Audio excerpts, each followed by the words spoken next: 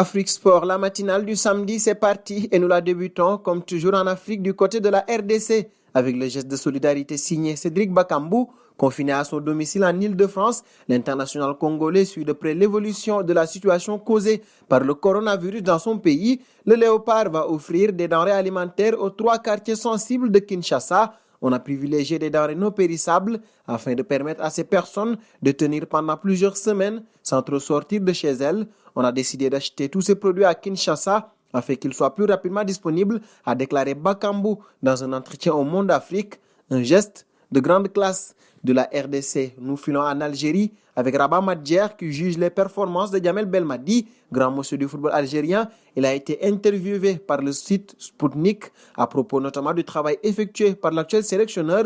Nous espérons que l'équipe restera à ce niveau pour réaliser une bonne CAN en 2021 et aller le plus loin possible en Coupe du Monde en 2022, a déclaré le 3e meilleur buteur de l'histoire de la sélection algérienne. S'il est heureux des résultats actuels de la sélection algérienne, Rabat Madjer s'est tout de même montré insatisfait par rapport à la façon dont les joueurs évoluant dans le championnat national sont considérés. De l'Algérie, direction le Sénégal avec Moussa Koné. Après des années passées en championnat suisse et en 2e division allemande, ce dernier est en train de connaître une évolution importante dans sa carrière en signant à Nîmes Olympique en Ligue 1 et en disputé la CAN et la Coupe du Monde 2015 avec les moins de 20 ans. Moussa Koné a été interrogé sur l'éventualité de le voir enfin avec l'équipe A. Pour y parvenir, il dit connaître la recette. Je viens d'arriver en France, je fais un bon début et il faut que je continue sur cette lancée pour avoir une place en sélection. D'ailleurs, c'est seulement en marquant des buts et faisant des bonnes prestations que je peux attirer le coach pour une sélection.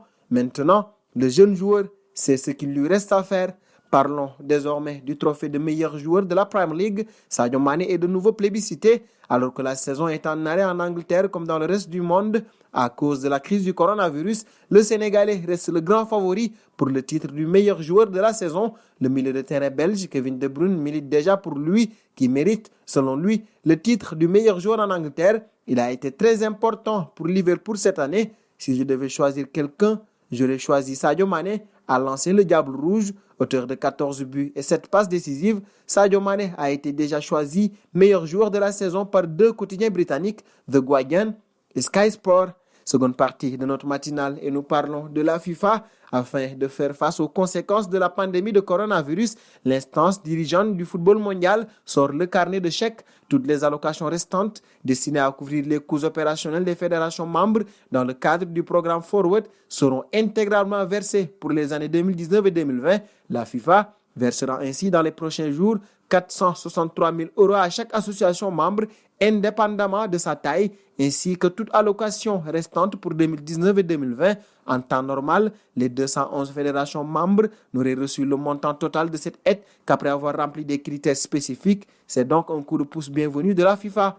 Et de la FIFA, nous passons au championnat des Pays-Bas. La saison 2019-2020 de Eredivisie ne reprendra pas, comme attendu. La Fédération néerlandaise de football a officialisé l'arrêt définitif du championnat en raison de l'épidémie du coronavirus, une décision qui fait suite à l'interdiction du Premier ministre Mark Rutte de reprendre le football professionnel avant septembre et des Pays-Bas, direction l'Espagne. D'après les informations de la radio espagnole La Cadena Cope, la Liga devrait prochainement annoncer sa décision de disputer toutes les rencontres à huis clos jusqu'en 2021. Une décision qui semble totalement logique puisque les rassemblements de milliers de personnes sont totalement interdits dans les prochains mois. Bien que la Liga pourrait être le premier championnat européen à prendre cette mesure, il ne devrait pas être le dernier. D'autres pays très touchés, tels que la France ou l'Italie, pourraient choisir de suivre le pas. Dernier point de notre matinale, et nous parlons d'un ancien de la Liga justement, Andrés Iniesta. La légende espagnole a attristé toute l'Espagne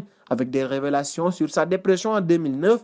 Si tout allait bien sportivement, l'ancien milieu de FC Barcelone a traversé une période sombre en dehors des terrains suite au décès de l'un de ses meilleurs amis, Dani Carque, après un accident cardiaque en août. Quand j'ai appris la nouvelle, j'ai eu l'impression de recevoir un coup de poing. Un coup très puissant qui m'a mis KO et m'a fait tomber bien bas. Je n'étais vraiment pas bien les jours passés et je me rendais compte que ma situation ne s'améliorait pas. Je ne me sentais pas bien, je n'étais pas moi-même, tout était sombre. Je voyais tout en noir, a confié l'Espagnol à Rakuten TV. Interrogé dans ce même documentaire, son père raconte avoir pensé que cela serait mieux qu'il arrête le football. Finalement, l'ancien Blaugrana a su surmonter cette épreuve pour poursuivre sa belle carrière qu'on lui connaît. Et c'est sur cette nouvelle que nous fermons notre matinale de ce samedi. Nous vous remercions de l'avoir suivi et vous donnons rendez-vous demain sur Afrique Sport tout en vous invitant à vous abonner. C'est pour ne rien manquer du football mondial. Abonnez-vous sur la chaîne Afrique Sport pour de nouveaux contenus exclusifs de vos sportifs préférés. N'oubliez pas également d'activer la petite cloche pour ne rien rater.